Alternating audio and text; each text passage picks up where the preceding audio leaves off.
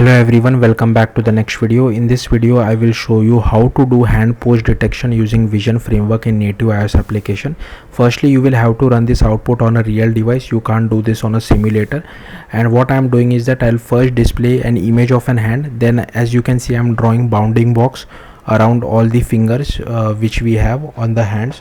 So this is the output. I think I have few other images as well which I can try. I think so image 2 also I have, so I'll just quickly run it for another image as well and quickly show you guys the output.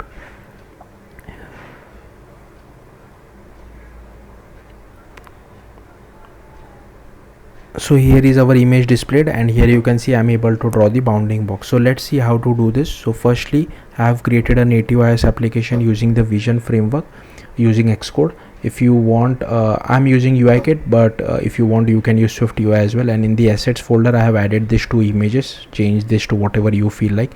Then inside the view controller, I have imported vision. I have created a UI image view as well. I am initializing our UI image view and then adding our image view to our parent view. I have added some NS layout constraints as well.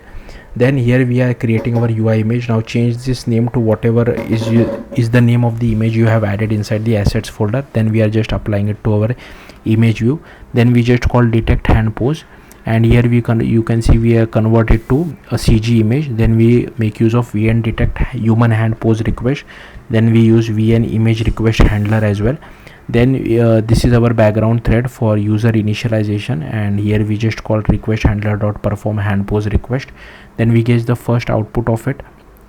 Just pass that result to our self dot draw joints method, and here you can now, this is the code for drawing the bounding box. Now even I have copy pasted this code, so I won't be able to explain it to you much, so I'll simply scroll through this.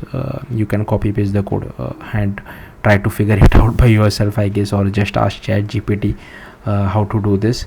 But yeah, and lastly we just apply that drawn image to our image view. So hopefully you got the point. Yeah, that's it. Thank you for watching. Bye.